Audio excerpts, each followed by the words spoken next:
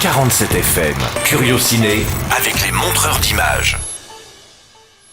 Salut Dipapé, bonjour à vous qui nous écoutez tous les mardis. Aujourd'hui nous partons au pays du soleil levant pour parler du film Harmonium de Koji Fukada. Salut Mathieu, film japonais qui était dans la sélection Un certain regard à Cannes. Il paraît qu'il est bien difficile de définir le genre du film. Tout à fait, on dit d'Harmonium qu'il tient du mélodrame familial, du film policier, voire du film fantastique.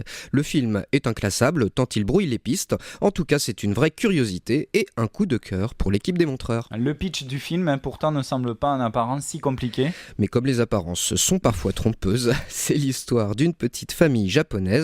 Le père tient une toute petite entreprise d'aciérie de précision, déboule un jour un de ses vieux amis, tout de blanc vêtu, tel un spectre. Ce dernier sort de prison pour avoir commis un meurtre.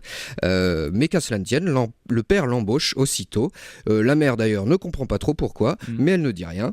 Et très vite, l'ami, un peu flippant, toujours obéissant, poli, travailleur, gentil avec la fille, il l'aide d'ailleurs à apprendre à jouer de l'harmonium, il s'intègre à la famille au point de séduire la mère, pourtant profondément protestante. Et là, c'est le drame. Que tu ne vas pas nous dévoiler ce matin. Eh ben non, ouais. Mais en attendant d'en dire plus, on va s'écouter un court extrait de la bande-annonce. Et c'est tout de suite sur 47 FM dans ce rendez-vous Curio Ciné. Itadakimasu. Itadakimasu.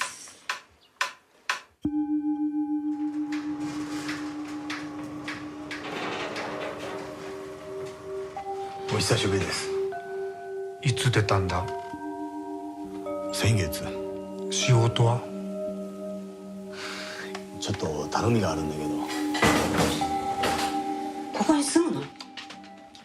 ちょっとどういうこと？昔の友達。De retour sur 47 FM, on vous parle cette semaine d'Harmonium de Koji Fukada, pour être précis. Alors Mathieu, tu nous as bien donné envie sur le synopsis. Est-ce que tu peux nous en dire plus sur ce film ? Alors bien malin, celui ou celle qui saurait deviner à l'avance le propos du film, car au-delà des jolies apparences se cachent d'horribles vérités. Ouais, qui vont être révélées par l'arrivée, après le drame que tu évoquais tout à l'heure, d'un nouveau personnage. Oui, le retour du fils prodigue dans la famille va faire tomber les non-dits qui règnent entre les deux membres du couple que l'on croyait pourtant si parfait au début.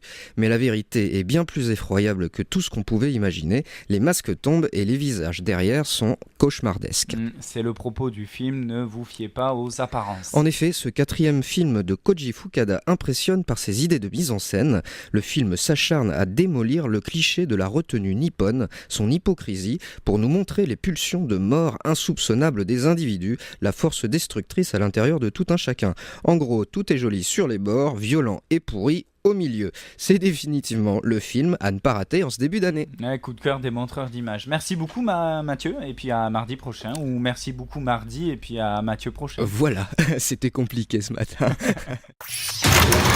Curio Ciné, à écouter ou réécouter en podcast sur 47fm.net.